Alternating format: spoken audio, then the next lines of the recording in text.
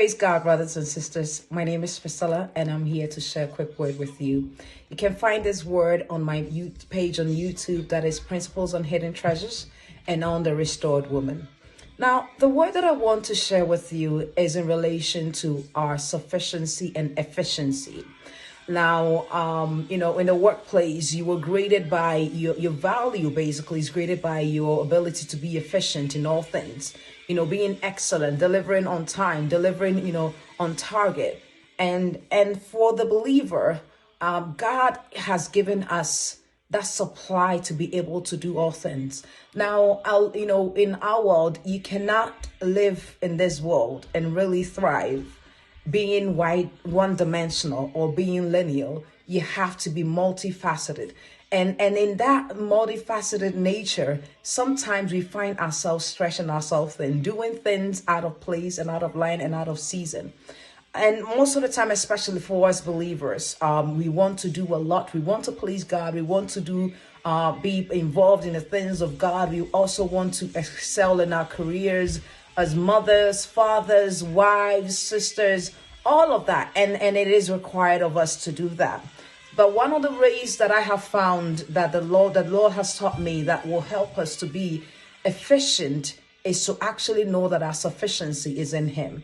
Having that sufficiency in Him. And I just want to share the scripture with you here, and that is 2 Corinthians chapter 9, verse 8. And it says here, and God is able to make all grace abound toward you, that you, always having sufficiency in all things, may have abundance for every good work. Now, when you read the entire scripture, the primary, context of the scripture had to do with the financial sufficiency of the people that Paul was speaking to be cheerful givers. But I also do want to remind us that this scripture also applies to us in terms of our ability to do and to be. Acts chapter 17, verse 28, the scripture tells us that for in Him, for it says that for in Him we live and move and have our being. So that means that for me, if I am, in Him, I move and live and have my being. That means that everything that I do has to be in alignment with His will. And so it is important, and it is imperative for the believer that, as you begin the year, I know a lot of people have many things that they want to do, many resolutions, and sometimes these resolutions fail because we take on things that we want to do, that we think it's time to do. But I think that if we really take time aside and really plan our year with God, that, okay, God, this is a year that you've blessed me with. You've given me the chance to live another year. What do you require of me? What are the major things that you require of me to be involved in and to do? And so when we know that our plans are in alignment with Him, then we know that He will provide us with that sufficiency, that ability to be able to do all of those things. So whether you're a mother, whether you're a wife, you're an employee, you are in ministry, there are many things within the context of those things that that you're required to do. But there are also many things that maybe not necessarily a time for you to do in a particular season. So I encourage you that this year, for us to be sufficient, also for us to be efficient, we need to first of all recognize where our strength comes from and receive the strength of God. And so also plan with God and find out, what is God requiring of me this year? Is God requiring of me to be involved in this? Is God requiring of me to do this and to do that?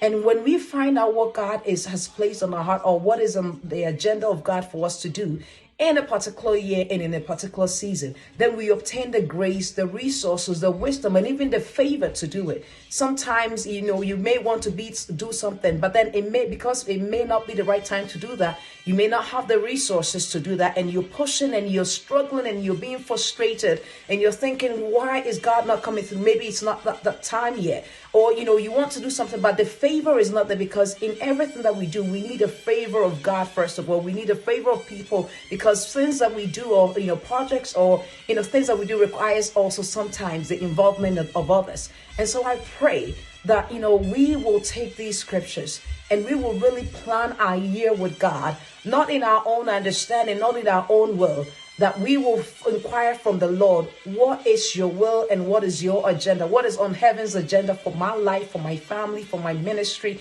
for my career, for the things that I need to do this year. And when you find out from God what you need to do, then you obtain the sufficiency. There is enough grace for you to do everything that God requires of you. God will teach you how to manage your time. He will teach you how to manage your resources. He will bring people in your way to help you. He will help you in what He has sanctioned for you to do. So I pray that this year we will not be, overwhelm ourselves or try to do everything and be everywhere, but we will find out what is God's will for me in this season. What are the things that God requires me to do?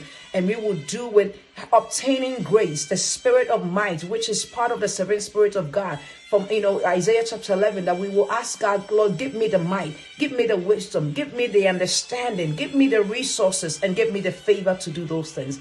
And so I pray that this year, 2023, you will plan